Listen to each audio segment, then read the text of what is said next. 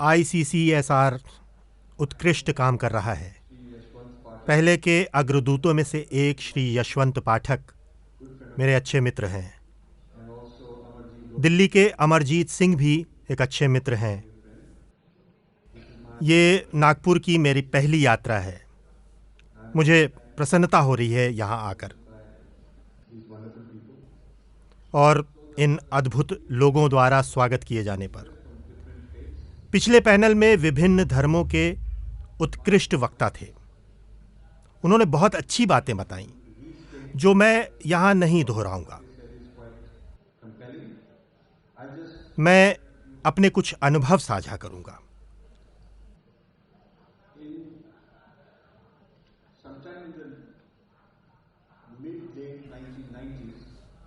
उन्नीस 1990 के दशक के मध्य में मुझे कार्नेल विश्वविद्यालय से अनुदान पाने के लिए अनुरोध मिला।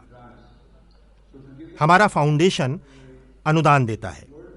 एक बड़े विश्व सम्मेलन के लिए एक अनुदान अनुरोध।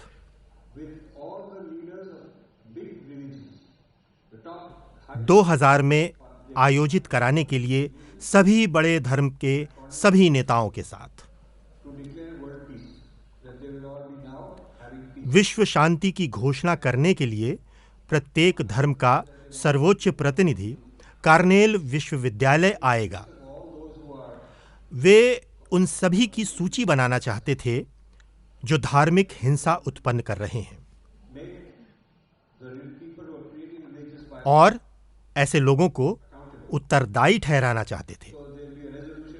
एक प्रस्ताव पारित किया जाएगा ये बताते हुए कि धार्मिक हिंसा के क्या कारण हैं और ये कि हम इसमें विश्वास नहीं करते हैं और फिर हम शांति की घोषणा करेंगे। परंतु ये लोग धार्मिक हिंसा उत्पन्न कर रहे हैं। मैंने उनसे कहा कि यदि प्रत्येक धर्म कहता है कि हिंसा किसी अन्य धर्म के कारण हो रही है, हमें सभी धर्मों को देखना चाहिए। हमें अच्छा बनने के स्थान पर कुछ नेता मंच पर आएंगे। वे एक दूसरे को गले लगाएंगे और कहेंगे कि हम महान और शांतिपूर्ण हैं और वे लोग समस्याएं उत्पन्न कर रहे हैं। हमें स्वयं को भी देखना चाहिए। प्रोफेसर बहुत प्रभावित हुई। वो एक पश्चिमी बौद्ध महिला थीं जो शांति सम्मेलनों से बहुत अधिक जुड़ी हुई थी। वो प्रभावित हुई और पूछा कि क्या किया जा सकता है। मेरी प्रतिक्रिया ये थी कि हमारे पास समय था। यह 96-97 था और 2000 में विश्व के सबसे बड़े अंतर धार्मिक सम्मेलन के लिए हमारे पास लगभग 3 वर्ष थे। इसलिए बड़ा अनुदान देने से पहले मैं आपको एक छोटा अनुदान देना चाहता हूं। एक परियोजना के लिए हमारे पास विभिन्न धर्मों के स्नातक छात्र होंगे और वे हिंदू, बौद्ध, जैन, इस्लाम, ईसाई, यहूदी जैसे प्रमुख विश्व धर्मों का प्रतिनिधित्व करेंगे। छात्र जो उस धर्म को मानते हों और उस धर्म के विशेषज्ञ हों। छात्रों का ये समूह प्रमुख पुस्तकों को देखेगा और प्रत्येक धर्म के धर्म ग्रंथ वे किसी भी वाक्य को उजागर करेंगे जो दूसरों पर आरोप लगा रहे हों या दोष दे रहे हों या घृणा करते हों, जैसे अविश्वासियों या काफिर के संदर्भ, किसी के नरक जाने के बारे में, अन्य लोग दोषपूर्ण हैं आदि। जो भी धर्म के बाहर के लोगों के लिए अपमानजनक, नकारात्मक और आक्षेप से भरा है, ऐसी बातों को उजागर किया जाएगा। ये साथ साथ किया जाएगा और फिर हम सभी कथनों की एक सूची बनाएंगे धर्म और छंद के साथ, और उन छंदों को इंगित करेंगे जो शांतिपूर्ण नहीं है। इस धार्मिक ग्रंथ में ये छंद है जो आप पढ़ा सकते हैं, मौन रह सकते हैं या भिन्न प्रकार से व्याख्या कर सकते हैं, परंतु ये वो कथन है जो हिंसा उत्पन्न कर रहे हैं, जबकि हम उन सभी को दोषी ठहराते हुए प्रस्ताव पारित करना चाहते हैं जो समस्या उत्पन्न करने का प्रयास कर रहे हैं। हमें ये प्रस्ताव भी पारित करना चाहिए कि संलग्नक में उल्लिखित इन कथनों को सिखाया नहीं जाना चाहिए, क्योंकि वे समस्याएं उत्पन्न करते हैं।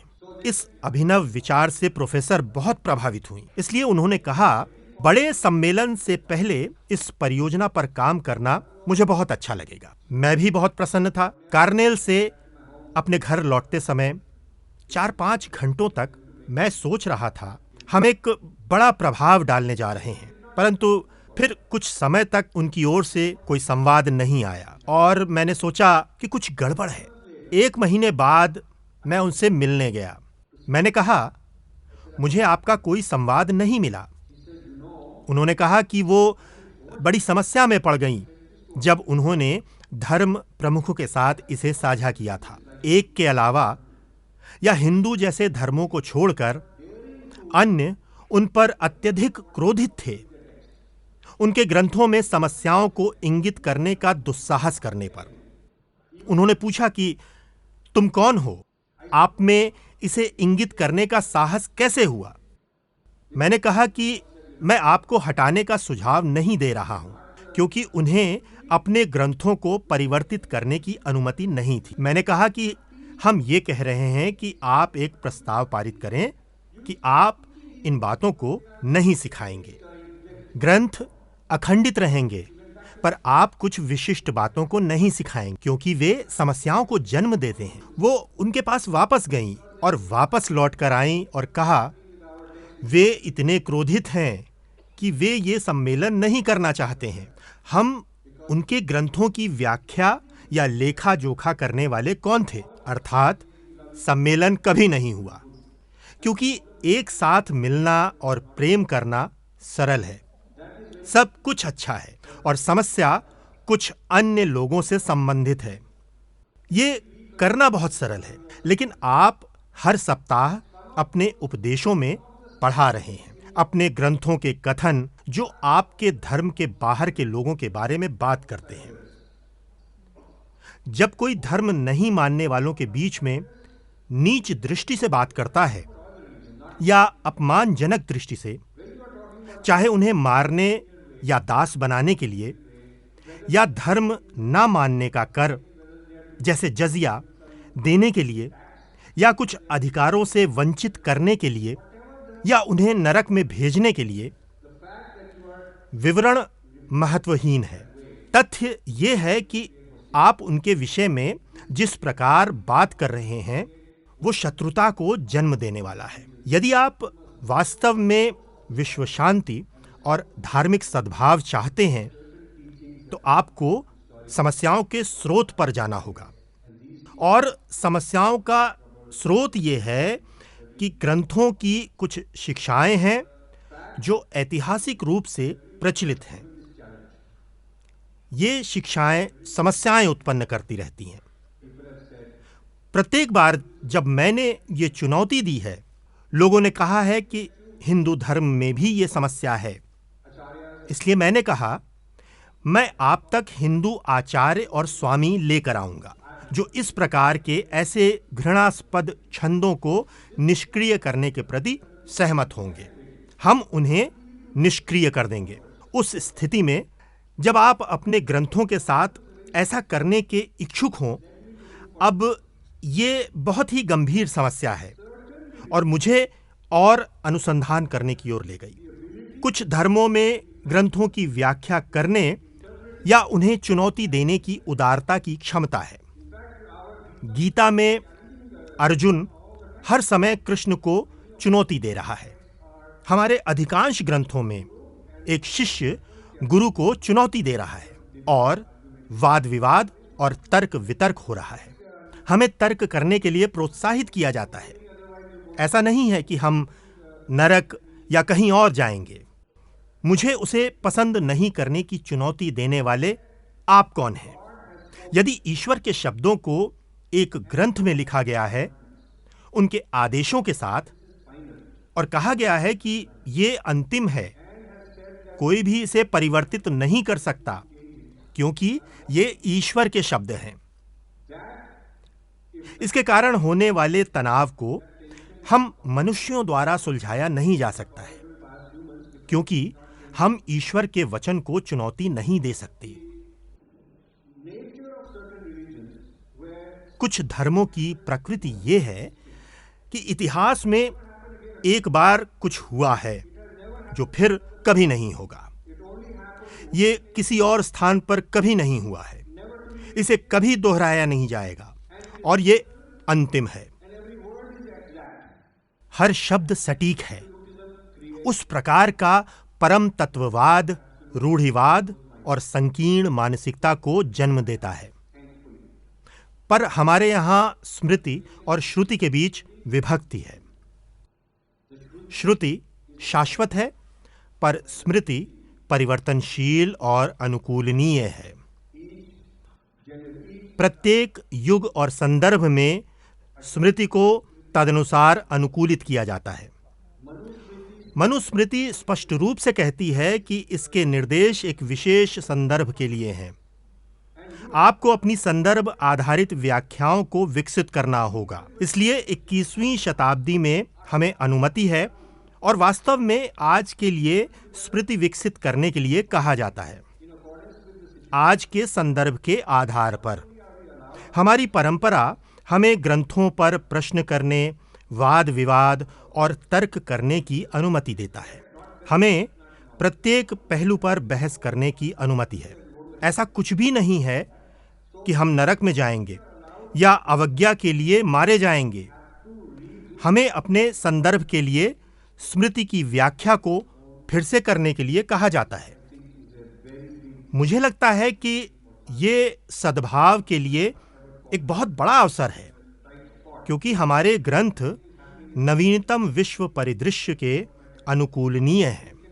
हमें अनुकूलित होने की अनुमति है।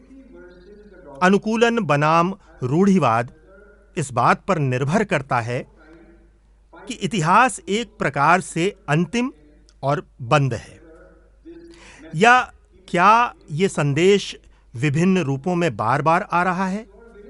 यदि आपके गांव में आपके पास एक नया प्रबुद्ध व्यक्ति था जो शिक्षा दे रहा है, मेरे पास उस पर संदेह करने का कोई कारण नहीं है। मेरी परंपरा मुझे कुछ सिखाती है। परंतु यदि अफ्रीका या लैटिन अमेरिका या चीन या मेरे पड़ोस से कोई आता है और कहता है हमारी शिक्षा भिन्न है, हम उसी परम तत्व की भिन्न रूप में पूजा करते हैं, हमारे पास हमारे स्वयं के अनुष्ठान, छुट्टियां, उत्सव और ग्रंथ हैं, मेरे पास आपका विरोध करने का कोई कारण नहीं है। मेरी परंपरा कहती है कि मुझे आपका सम्मान करना है। इष्ट देवता की अवधारणा का अर्थ है कि मैंने अपना देवता चुना है। उदाहरण के लिए दुर्गा, और आपके पास अपना है। इसका अर्थ ये नहीं है कि मेरे द्वारा चुना गया देवता ही एकमात्र वैध है। इष्ट देवता का अर्थ है कि मेरे पास मेरे चुने हुए देवता हैं, आपके पास आपके चुने हुए देवता हैं। मेरे पास मेरे इष्ट देवता हैं और आपके पास आपके। यदि आप किसी अन्य आस्था से आते हैं और आपके पास देवता X हैं और मेरे पास देवता Y हैं, तो मुझे कोई भी समस्या नहीं है। समस्या तब उत्पन्न होती है जब इष्ट देवता या देवता X वाला व्यक्ति कहता है कि केवल X ही एकमात्र संभव देवता है और Y सहित अन्य सभी देवता दोषपूर्ण और अमान्य हैं। विशिष्टता का ऐसा दावा हिंसा की ओर ले जाता है। राजनीतिक शुद्धता सहायता नहीं करेगी। मेरे पिछले 25 वर्षों में मैं 200 से 400 अंत धार्मिक बैठकों में गया हूं। ये बहुत बार होता है और बहुत से लोग इकट्ठा होते हैं और शांति की घोषणा करते हैं, पर कोई शांति नहीं है। लोग अच्छे ढंग से बात करते हैं। हम वास्तविक स्रोत को समस्या के रूप में देखने के लिए तैयार नहीं हैं। हमें दूसरों की ओर इंगित नहीं करना चाहिए, बल्कि स्वयं को देखना चाहिए और पूछना चाहिए, क्या हमारे ग्रंथ में कुछ चिंताजनक है? क्या ऐसा कुछ है जिसकी हमें पुनर्व्याख्या करनी है? क्या हमें कुछ बातों को अस्वीकार कर देना चाहिए? कुछ धर्मों का एक बहुत ही केंद्रीकृत निरंकुश दृष्टिकोण है और लोगों को पुनर्व्याख्या करने और परिवर्तन की अनुमति नहीं है। ये एक बहुत ही नियंत्रित प्रणाली है। ये हिंसा की ओर ले जाती है और तनाव उत्पन्न करती है। मैं परस्पर सम्मान के विचार में विश्वास करता हूँ, सहिष्णुता नहीं। वे भिन्न हैं। सहिष्णुता तब होती है जब आप उनको घृणा की दृष्टि से देखते हैं और कहते हैं, मैं आपको सहन करता हूँ। ये कहना एक अपमान है। महोदय, आपका मेरे पास मंच पर बैठना मैं सहन करता हूँ। कल्पना कीजिए कि आप घर जाते हैं और अपने पति पत्नी को कहते हैं, मैं आपको सहन करता हूँ। या आप एक अतिथि को कहते हैं, मैं आपका मेरे साथ रात्रि भोजन करना सहन करता हूँ। या आप एक कार्यालय सहयोगी को कहें, मैं आपको कार्यालय में सहन करता हूँ। सहन किया जाना एक अपमान है। यदि कोई आपको सहनशीलता का प्रस्ताव देता है तो कृपया कहें, सहिष्णुता से आपका क्या अभिप्राय है? क्या मेरे साथ कुछ दोषपूर्ण है? हमारे बीच परस्पर सम्मान क्यों नहीं हो सकता? और पारस्परिक स्वीकृति और पारस्परिक उत्सव। सहिष्णुता का इतिहास यूरोप में आरंभ हुआ जब रोमन साम्राज्य वेटिकन के कैथोलिकों की विशिष्टता टूट गई, क्योंकि प्रोटेस्टेंट ने इसे चुनौती दी थी। कैथोलिक और प्रोटेस्टेंट थे। प्रत्येक राज्य का अपना पृथक प्रोटेस्टेंट चर्च था, जैसे चर्च ऑफ इंग्लैंड और चर्च ऑफ स्कॉटलैंड। उनके पास कई प्रोटेस्टेंट चर्च थे।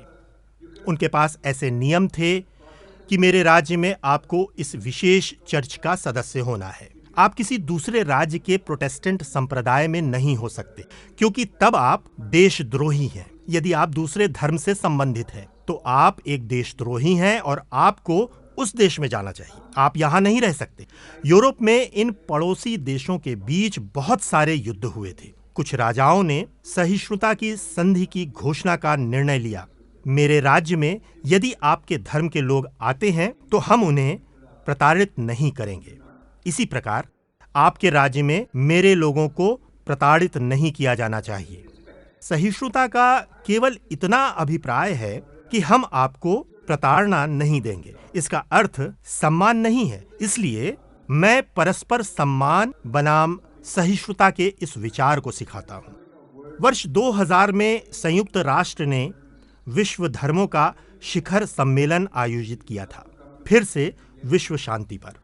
धार्मिक लोग एक साथ आना और विश्व शांति घोषित करना पसंद करते हैं। बाद में जब वे अपने घर लौटते हैं तो वे जारी रखते हैं वही घृणा से भरा उपदेश देना, दूसरों पर आरोप लगाते हुए और निंदा करते हुए। बाद में वे फिर इकट्ठा होते हैं और विश्व शांति की घोषणा करते हैं। इस बार ये संयुक्त राष्ट्र में था। हिंदू प्रतिनिधिमंडल का नेतृत्व स्वर्गीय दयानंद सरस्वती ने किया था। हम बहुत निकट थे। हम कई विषयों पर बहुत बात करते थे। इसलिए उन्होंने मुझे बुलाया और पूछा, हमारी स्थिति क्या होनी चाहिए? एक प्रारूप प्रस्ताव पारित किया जाएगा। इसे वेटिकन द्वारा तैयार किया गया था और अन्य धर्मों को टिप्पणी देने के लिए कहा गया था। प्रारूप प्रस्ताव ने घोषणा की कि सहिष्णुता वो बात है जिस पर हम सभी को सहमत होना था। इसलिए मैंने कहा, स्वामी जी, सहिष्णुता को स्वीकार न करें। आपको इसे काट देना चाहिए और परस्पर सम्मान डाल देना चाहिए। स्वामी जी सहमत हुए और कहा, हमें परस्पर सम्मान डालना चाहिए। इसलिए उन्होंने उनसे कहा कि हम सहिष्णुता नहीं चाहते हैं, हम परस्पर सम्मान चाहते हैं। वेटिकन इसे स्वीकार नहीं करेगा। सम्मेलन समाप्त होने से कुछ दिन पहले तक ये ऐसा ही चलता रहा। ये न्यूयॉर्क टाइम्स जैसे मीडिया स्रोतों द्वारा प्रकाशित किया जाने वाला एक बहुत ही उच्च स्तरीय सम्मेलन बन गया था। सम्मेलन समाप्त होने से कुछ दिन पहले न्यूयॉर्क टाइम्स के प्रथम पृष्ठ पर एक लेख लिखा था कि सम्मेलन विफल हो सकता है, क्योंकि भाषा पर समझौता न होने के कोई विवरण नहीं दिया गया था और उन्होंने स्वामी जी पर दोष मढ़ते हुए दबाव डालकर स्वीकार कराने का प्रयास किया। पर स्वामी जी बहुत अटल थे। उन्होंने कहा, यदि आप हमारा सम्मान नहीं कर सकते हैं तो ये बकवास क्या है? हम 21वीं शताब्दी में शांति के बारे में बात कर रहे हैं और हम सम्मान करने के लिए भी तैयार नहीं। कारण कि वे सम्मान नहीं दे सकते हैं, क्योंकि तब वे धर्मांतरण नहीं कर सकते हैं। यदि मैं आपके धर्म के लिए आपका सम्मान करता हूं, तो मुझे आपका धर्मांतरण क्यों करना है? क्योंकि आपके साथ कुछ भी दोषपूर्ण नहीं है। मैं अपने धर्म का पालन कर रहा हूं और आप अपने धर्म का पालन कर रहे हैं। आप मुझे कष्ट नहीं देते, मुझे आपका सम्मान करना चाहिए, परंतु फिर उन्हें ईसाई धर्म प्रचार और धर्मांतरण के विश्वव्यापी संचालन को बंद करना और नष्ट करना होगा।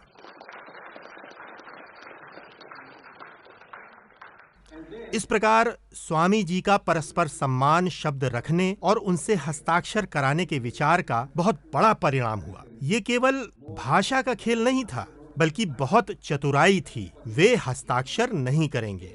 अंतिम दिन जब कुछ घंटे बचे थे और उन्हें अनुभव हुआ कि हिंदू प्रतिनिधिमंडल नहीं मानेगा, उन्होंने अंततः परस्पर सम्मान वाला एक प्रस्ताव स्वीकार कर लिया। कहानी वहां समाप्त नहीं होती है। 2 महीने बाद वेटिकन में अधिक समस्याएं उत्पन्न हुई, क्योंकि उन्होंने अब इन विधर्मियों और मूर्ति पूजकों के साथ पारस्परिक सम्मान पर हस्ताक्षर किया है। तो वे कैसे जाएंगे और पूरे विश्व में, गांवों में दुष्प्रचार कैसे करेंगे और हम पर नीच होने का आरोप लगाएंगे? क्योंकि आपको सम्मान करना चाहिए और आपने एक प्रस्ताव प्रस्तुत किया है। फिर वेटिकन ने इस समझौते को रद्द कर दिया और एक नए सिद्धांत के साथ आया, जो कहता है कि यद्यपि हम अन्य धर्मों के कुछ पहलुओं का सम्मान करते हैं, स्वर्ग के लिए अंतिम प्रवेश द्वार केवल हमारे माध्यम से आ सकता है। दूसरे शब्दों में, आप किंडरगार्टन या कक्षा 6 या 8 की भांति हैं, परंतु पीएचडी करने के लिए आपको केवल हमारे विद्यालय में आना पड़ेगा। आप तैयारी कर सकते हैं, परंतु अंततः हम अंतिम प्रवेश द्वार को नियंत्रित करते हैं। कोई पानीकर थे, मिश्रित माता पिता, हिंदू ईसाई वाले। वो कैथोलिक चर्च में बहुत प्रसिद्ध व्यक्ति हैं और सबसे महत्वपूर्ण और प्रभावशाली ईसाई धर्मविदों में से एक हैं। वो एक ईसाई दृष्टिकोण से वेदों के विद्वान थे। उन्होंने Christ is the fulfilment of the Vedas नामक पुस्तक लिखी, जिसका अर्थ है वेद सही हैं, परंतु यदि आप वास्तव में प्रगति करना चाहते हैं तो ये केवल यीशु मसीह के माध्यम से हो सकता है। आप किंडरगार्टन में बैठे हैं और हम इसके लिए आपका सम्मान करते हैं, परंतु यदि आप परास्नातक वर्ग बनना चाहते हैं तो आपको हमारे पास आना होगा। प्रारंभिक स्तर के विद्यार्थियों के रूप में आप हिंदू अनुष्ठान कर सकते हैं, साड़ी और बिंदी पहन सकते हैं, नृत्य कर सकते हैं, भांगड़ा और कीर्तन कर सकते हैं, अपने अनुष्ठान कर सकते हैं, दिवाली मना सकते हैं और बहुत कुछ, क्योंकि ये धर्म का प्राथमिक या आदिम चरण है। परंतु हम अधिक उन्नत चरण में हैं, अर्थात ये बहुत परिष्कृत खेल है जो इस अंतर धार्मिक व्यापार में चलते रहते हैं। इसलिए धर्मों के बीच शांति का ये विषय चर्चा करने के लिए बहुत ही महत्वपूर्ण विषय है, परंतु शुचिता और साहस के साथ। मैं वाद विवाद में बहुत सक्रिय हूं और सच बोलता हूं। मुझे प्रसन्नता होती है यदि कोई मेरे विरुद्ध तर्क देता है। आप मेरे धर्म में त्रुटियां निकाल सकते हैं और मैं स्वीकार करता हूं कि हम में दोष है और हम पूर्ण नहीं हैं। हम पूर्ण या अंतिम होने का दावा नहीं करते हैं और हम सुधार करते रहते हैं। मुझसे प्रायः पूछा जाता है, आप किसी और के धर्म का मूल्यांकन करने वाले कौन होते हैं? बहुत अच्छा प्रश्न है। तो मैं उन्हें बताता हूं, यदि आपका धर्म विधर्मियों की चर्चा करता है तो आप मेरे बारे में बात कर रहे हैं। यदि किसी कारण आपके ऊपर न्यायालय में आरोप लगाया जा रहा है तो आपको बोलने का अधिकार है। वे आपकी अनुपस्थिति में आपके ऊपर निर्णय नहीं दे सकते। वे नहीं कह सकते हम आप में क्या दोष हैं इस बारे में बात कर रहे हैं, पर आप नहीं बोल सकते। कोई भी धर्म जो उल्लेख करता है विधर्मियों, मूर्ति पूजकों, पागनों का और मेरे जैसे लोगों के बारे में बात करे, तो हमारे पास अपना पक्ष रखने का एक वैध अधिकार है। ये व्यवसाय बहुत ही रोमांचक है। समस्या इन धर्मों के संस्थापकों में नहीं है जिन्होंने इन समस्याओं को आरंभ किया। समस्या ये है कि विस्तार की राजनीति ने धर्म पर नियंत्रण कर लिया। इसलिए ईसाई धर्म के प्रसंग में, जिसे हम ईसाई धर्म कहते हैं, वो 4वीं शताब्दी में आरंभ होता है। वो यीशु के समय में आरंभ नहीं होता। रोमन सम्राट कॉन्स्टेंटिन विस्तार के लिए एक राज्य धर्म के रूप में ईसाई धर्म को अपनाता है। इसलिए जैसे जैसे रोमन सेना विभिन्न लोगों को जीतती है, वे उनका धर्मांतरण कर देते हैं। प्रारंभिक ईसाई धर्म विस्तारवादी नहीं था, परंतु रोमन ईसाई धर्म विस्तारवादी बन गया। भिन्नता है किसी विशेष धर्म के एक आध्यात्मिक मूल और कुछ राजाओं या शेखों वाले इसके संस्थागत संगठित संस्करण की उपस्थिति संरक्षक के रूप में। फिर ये विस्तार करने और इसे लागू करने का उनका जनादेश बन जाता है। मेरी राय में यही समस्या है। जब तक धर्म शासकों, सरकारों और राज्यों के नियंत्रण में है, तब तक शांति और सद्भाव संभव नहीं है। जब तक संस्थागत प्रणाली अपने स्वयं के उद्देश्य का प्रचार करने के लिए धर्मों को नियंत्रित करती है, तब तक समस्या नहीं सुलझेगी। मैं इस बात के साथ समाप्त करना चाहता हूं कि हम प्रायः सोचते हैं कि शांति का अर्थ युद्ध की अनुपस्थिति है, परंतु शांति वास्तव में क्या है? ये केवल युद्ध की अनुपस्थिति नहीं है। शांति व्यक्ति के भीतर से आरंभ होनी चाहिए। यदि मैं शांति में हूं तो मैं संतुष्ट हूं। ईश्वर के साथ मेरा संबंध है। मेरा मस्तिष्क, शरीर और आत्मा सद्भाव में है और इनमें से कोई भी आपके ऊपर निर्भर नहीं करता है। ये आपके काम पर निर्भर नहीं करता है। मैं शांति में हूं।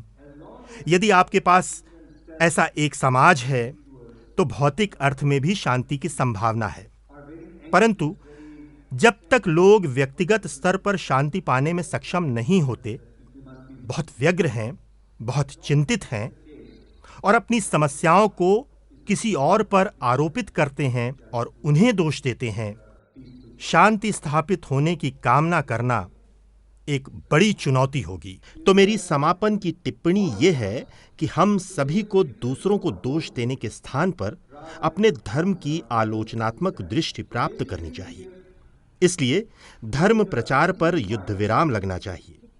मैं नहीं करने जा रहा हूं आपके धर्म का अपमान और आपके लोगों की हत्या का प्रयास, और आप मेरे साथ ऐसा नहीं करें। हम परस्पर सम्मान की स्थिति में हो सकते हैं और मेरा ध्यान मेरे अपने धर्म को सुधारने पर होना चाहिए। आपको अपने बारे में चिंता करनी चाहिए। आंतरिक व्यक्तित्व वो स्थान है जहां से प्रक्रिया आरंभ होती है। यदि हम ऐसा करते हैं तो कोई समस्या नहीं होगी। किसी धर्म पर प्रतिबंध नहीं होगा, वो बस अलग होगा। मतभेद के साथ एक दूसरे के लिए पारस्परिक सम्मान होगा। धन्यवाद।